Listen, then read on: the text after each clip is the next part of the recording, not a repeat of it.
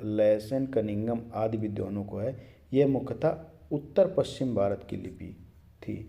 अशोक का अपने शिलालेखों में सामान्यतः जिस नाम से उल्लेख हुआ है तो वह हुआ प्रियदर्शी, याद रखिएगा। अगला क्वेश्चन है, अभिलेखों में किस शासक का उल्लेख प्रियदर्शी या देवनाम प्रिय के रूप में किया गया? अशोक। निम्नलिखित वक्तव्यों में कौन सा एक वक्तव्य अशोक के प्रस्तर स्तंभों के बारे में गलत है? तो चलिए देखिए, इन पर बढ़िया पॉलिश, नहीं, सही नहीं है। ये अखंड, ये भी गलत। स्तंभों पर सैप्ट सुंडाकार, ये गलत है। ये स्थापत्य संरचना के भाग हैं, सही है। चलिए, निम्नलिखित हिसाब से डी वाला विकल्प सही है। निम्नलिखित में से किस एक अभिलेख में अशोक के व्यक्तिगत नाम का उल्लेख मिलता है? तो वो है मास्की। मास्की कहाँ है? अभी मैंने बताया था थोड़ी देर पहले, कमेंट करके बताइए। अशोक का इतिहास हमें मुख्यतः उसके अभिलेखों से ही होता है। उसके अभी तक के 40 से अधिक अभिलेख प्राप्त हो चुके। मास्की, गुर्जरा, नेतूर, उडगोलम की, ये अशोक का व्यक्तिगत नाम मिलता है यहाँ। निम्नलिखित अभिलेखों में से किस लेख में अशोक का नाम उल्लिखित है? वह मास्की का लघु शिलालेख। जो लघु शिलालेख थे वो प्राचीन हैं और नवीन जो हैं वो क्या हैं?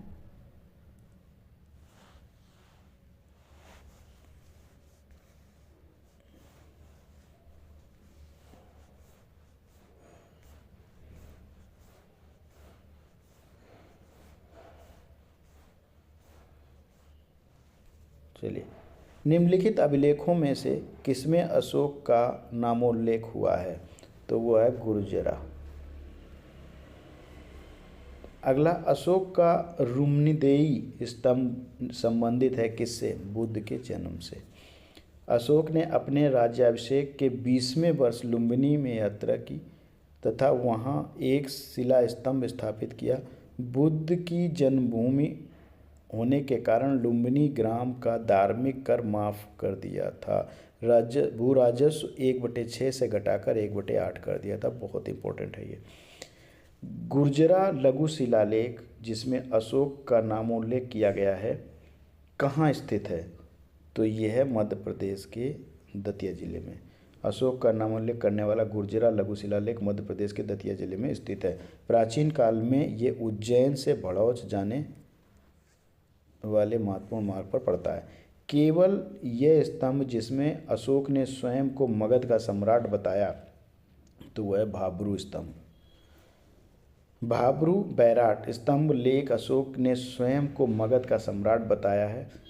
पियदसी लाजा मागधम संगम अभिवादेतूनम आहम आपावादतम चा, ये अभिलेख अशोक के बौद्ध धर्मावलंबी होने का प्रमाण देता है। कालसी प्रसिद्ध है किस लिए? अशोक के शिलालेख के कारण। कालसी उत्तराखंड के देहरादून जिले में स्थित है। यहाँ से अशोक का शिलालेख मिला है, इसलिए कालसी जो है एक ऐतिहासिक महत्व रखता है। उत्तराखंड में सम्राट अशोक के अभिलेखों की एक प्रति कहाँ से मिली थी? तो ये मिली थी बच्चों, ये यहाँ से मिली थी कालसी से। कलिंग युद्ध की विजय तथा क्षत्रियों की का वर्णन अशोक के किस शिलालेख में है? यानी रॉक एडिक्ट, तो ये हमारे 13वां ये शिलालेख है। डिटेल देख लीजिए आप लोग एक बार। कलिंग युद्ध का विवरण हमें ज्ञात होता है 13वें शिलालेख के द्वारा। अशोक के निम्न अभिलेखों में से पूर्ण रूपेण धार्मिक सहिष्णुता के प्रति समर्पित कौन सा अभिलेख है? अशोक के जो प्रमुख शिलालेख रॉक एडिक्ट संगम राज्य के विषय में हमें बताते हैं उनमें सम्मिलित है 2 और 13। निम्नलिखित में से किस दक्षिणी राज्य का उल्लेख अशोक के अभिलेखों में नहीं मिलता है, तो वह सातवाहन। निम्नलिखित में से अशोक के किस अभिलेख में पारंपरिक अवसरों पर पशु बलि पर रोक लगाई गई है? ऐसा लगता है कि यह पाबंदी पशुओं के वध पर लगी थी। शिलालेख नहीं, शिलाभिलेख जो है फर्स्ट में। अशोक के प्रथम शिलालेख में पशु बलि निषेध के संदर्भ में लेख इस प्रकार है: यहाँ कोई जीव मारकर बलि ना दिया जाए, ना कोई उत्सव किया जाए। पहले प्रियदर्शी राजा की पाकशाला में प्रतिदिन सैकड़ों जीव मांस के लिए मारे जाते थे, लेकिन अब इस अभिलेख के लिखे जाने तक सिर्फ 3 पशु प्रतिदिन मारे जाते हैं, 2 मोर, 1 मृग। इसमें भी मृग हमेशा नहीं मारा जाता था। ये तीनों भी भविष्य में नहीं मारे जाएंगे। 5वें स्तंभ लेख में अशोक के द्वारा राज्याभिषेक के 26वें वर्ष के बाद विभिन्न प्रकार के प्राणियों को वध को जो है वर्जित करने का स्पष्ट उल्लेख है, परंतु प्रश्नगत जो है ये से उपयुक्त है, तो ये आप ये वाला लगाएंगे शिलालेख प्रथम।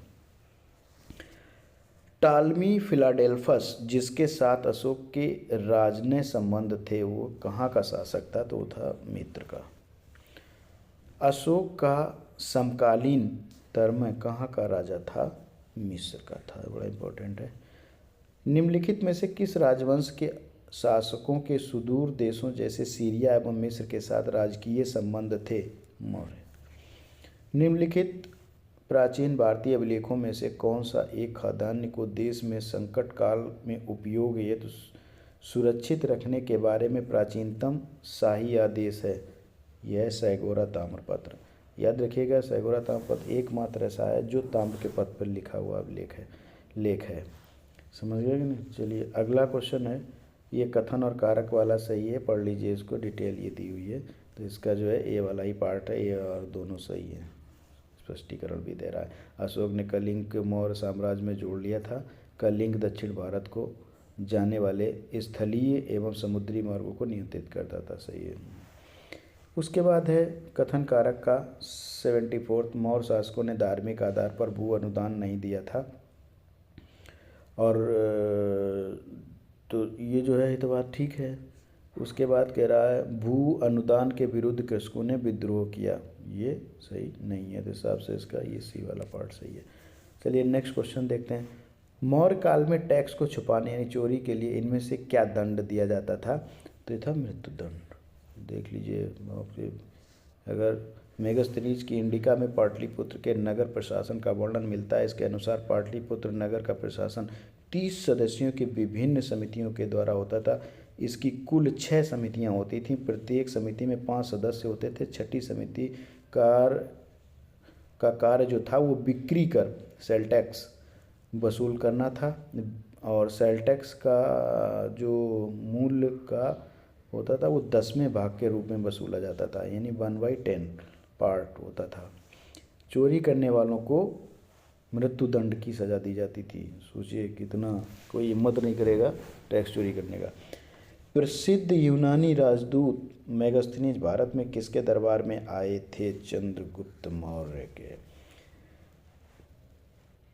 चलिए अगला है, मेगास्थनीज ने भारतीय समाज को कितनी श्रेणियों में विभाजित किया था? तो वो था 7।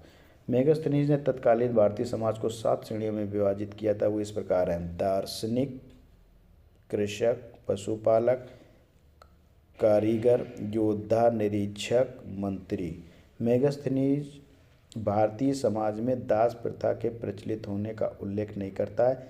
इसके अनुसार मौर्य काल में कोई भी व्यक्ति ना तो अपनी जाति से बाहर विवाह कर सकता था और न ही उससे भिन्न पेशा ही अपना सकता था।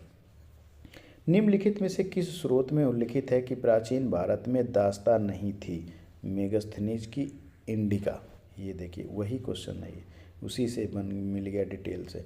मौर्य समाज का विभाजन 7 वर्गों में विशेष तौर पर उल्लिखित है। तो मेगास्थनीज की जो इंडिका पुस्तक है उससे, वह स्रोत जिसमें पाटलिपुत्र के प्रशासन का वर्णन उपलब्ध है, इंडिका है भैया। चलिए अगला जो है निम्नलिखित में से कौन स्रोत मौर्यों के नगर प्रशासन का विस्तृत विवरण प्रस्तुत करता है? तो वह मेगास्थनीज की इंडिका। मेगास्थनीज की पुस्तक का नाम। उसके बाद इंडिका का मूल लेखक मेगास्थनीज। इंडिका का लेखक, इंडिका का लेखक। फिर इसके बाद आ गया मौर्य नरेशों के बारे में निम्न में से कौन सा कथन सही है? उन्होंने विकास किया था। ACD। संस्कृति, कला, साहित्य, प्रांतीय विभाजन, हिंदुकुश तक साम्राज्य। भाग एवं बलि थे, क्या थे? राजस्व के स्रोत थे। भाग एवं बलि प्राचीन भारत में राजस्व के स्रोत थे। अर्थशास्त्र से ज्ञात होता है कि राजा भूमि का मालिक होता था। वह भूमि से उत्पन्न उत्पादन के एक भाग का अधिकारी था। इस कर को भाग कहते थे। इसी प्रकार बलि भी राजस्व का स्रोत था। मौर्य काल में भूमि कर, जो कि राज्य की आय का मुख्य स्रोत था, किस अधिकारी के द्वारा एकत्रित किया जाता था? सीताध्यक्ष। मौर्य काल में सीताध्यक्ष कृषि एवं भूमि का अध्यक्ष था। वही भूमि कर वसूलने का कार्य करता था। एग्रोनोमोई जिले के अधिकारियों को कहा जाता था। जिला का जो अधिकारी होता था उसको एग्रोनोमोई। शुल्काध्यक्ष विभिन्न प्रकार के व्यवसाय व्यापार कर वसूलता था। और अक्राध्यक्ष ये खानों का नियंत्रण करता था। समझ गए नहीं? फूड पर जो है मौर्य काल में सीता से तात्पर्य है राजकीय भूमि से कर प्राप्त से करके आय करना। मौर्य काल में राजकीय भूमि की व्यवस्था सीता अध्यक्ष मतलब राजकीय भूमि से प्राप्त आय, मतलब कर के रूप में इससे प्राप्त होने वाली आय को सीता कहा जाता था। मौर्य मंत्रिपरिषद में निम्न में से कौन राजस्व इकट्ठा करने से संबंधित था? तो वो था समाहर्ता।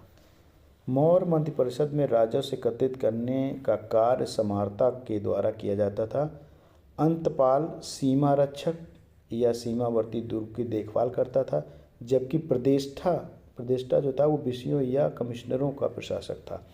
निम्नलिखित में से कौन मौर्य युगीन अधिकारी तौल माप का प्रभारी होता था? तो ये था पौत्वाध्यक्ष।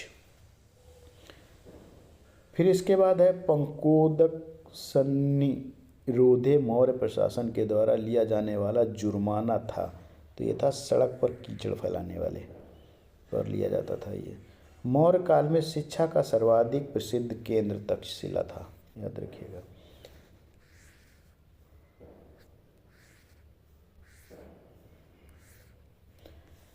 उसके बाद है कौटिल्य के अर्थशास्त्र के अनुसार मौर्यकालीन न्याय व्यवस्था में निम्नलिखित में न्यायालय अस्तित्व में थे? धर्म, महामात्र और कंटक शोधन। डी वाला सही है। उसके बाद है वर्तमान नगर पालिका प्रशासन का कौन सा कार्य मौर्य काल से जारी है? तो वह है जन्म मृत्यु का पंजीकरण। इम्पोर्टेंट है ये क्वेश्चन। भारत के सांस्कृतिक इतिहास के संदर्भ में इतिवृत्तों, राजवंशीय इतिहासों और वीर गाथाओं को कंठस्थ करना निम्नलिखित में से किसका व्यवसाय था? तो ये था मागध का था ये। गांवों के शासन को स्वायत्तशासी पंचायतों के माध्यम से संचालित करने की व्यवस्था का सूत्रपात किसने किया? तो ये किया था मौर्यों ने। प्राचीन भारत के निम्नलिखित ग्रंथों में से किसमें पति के द्वारा परित्यक्त पत्नी के लिए विवाह विच्छेद की अनुमति दी गई है? अर्थशास्त्र में। निम्नलिखित में से किसमें पुनर्विवाह वर्जित है, प्रोहिबिटेड है? तो ये है मनुस्मृति में। मनुस्मृति के 38वें खंड में स्पष्ट उल्लेख है कि वह व्यक्ति जिसकी पत्नी मर गई हो विधुर पुनर्विवाह कर सकता है, लेकिन विधवा जिस स्त्री का पति मर गया हो को उसको पुनर्विवाह करने की अनुमति नहीं है। देख लीजिए। विदेशियों को भारतीय समाज में मनु के द्वारा दिया गया सामाजिक स्तर था, वो था ब्रात क्षत्रियों का, फॉलेन क्षत्रियास। विदेशियों को भारतीय समाज में मनु के द्वारा ब्रात क्षत्रिय का सामाजिक स्तर प्राप्त था। निम्नलिखित व्यक्ति भारत में किसी न किसी समय आए हैं, तो वो कौन कौन आए हैं? मेगस्थनीज, फाहियान, वेनसोंग और इत्सिंग। इस हिसाब से बियर सबसे पहले कौन आया, फिर कौन आया, फिर कौन आया, इस तरह। चलिए फिर उसके बाद देखते हैं सूची 1 को सूची 2 से सुमेलित करते हैं। तो इसको जो है आप मिला लीजिए, सी वाला इसका पार्ट सही है। अगला क्वेश्चन है, अंतिम मौर्य सम्राट था, कौन था? बृहद्रथ। बृहद्रथ था अंतिम। फिर है, निम्न कथनों पर विचार कीजिए। अंतिम मौर्य शासक बृहद्रथ की हत्या उसके प्रधान सेनापति पुष्यमित्र शुंग ने की थी। तो इसमें सही कौन सा है? तो ये वाला तो सही है। फिर इसके बाद अंतिम शुंग राजा देवभूति की हत्या उसके ब्राह्मण मंत्री वासुदेव कंड ने की। उसने राज सिंहासन हथिया लिया, ये भी सही है। फिर उसके बाद है, आंध्र ने कंड राजवंश के अंतिम शासक को पद वंचित किया था, ये डी वाला सही है। अगला जो है क्वेश्चन है, ईसवी सन के पूर्व की कुछ शताब्दियों निम्नलिखित में से किन शासकों ने गिरनार क्षेत्र में जल संसाधन व्यवस्था की ओर ध्यान दिया था? तो ये था चंद्रगुप्त मौर्य और अशोक, बी वाला सही है। अगला क्वेश्चन है, जल की आवश्यकता को ध्यान में रखते हुए जिस प्रथम शासक ने गिरनार क्षेत्र, ऊपर वाला ही प्रश्न है, में एक झील का निर्माण करवाया था? चंद्रगुप्त मौर्य। निम्नलिखित में से किस अभिलेख में चंद्रगुप्त मौर्य और अशोक दोनों का उल्लेख किया गया है? तो वह है महाक्षत्रप रुद्रदामन का जूनागढ़ अभिलेख। निम्नलिखित अभिलेखों में से किसमें अशोक का अभिलेख भी पाया गया है? तो वो है महाक्षत्रप रुद्रदामन का जूनागढ़ अभिलेख। ये डिटेल आप पूरा पढ़ लीजिए एक बार। फिर इसमें कहा गया है कौन सा युग्म सही सुमेलित है? तो सही सुमेलित जो है वो Lothal, ancient dark yard, Sarnath, first sermon of Buddha, सही है। फिर है Nalanda, great seat of Buddhist learning, first, second, fourth. चलिए, थैंक यू। आज इतना ही। नेक्स्ट वीडियो में फिर आपको प्रैक्टिस कराएंगे।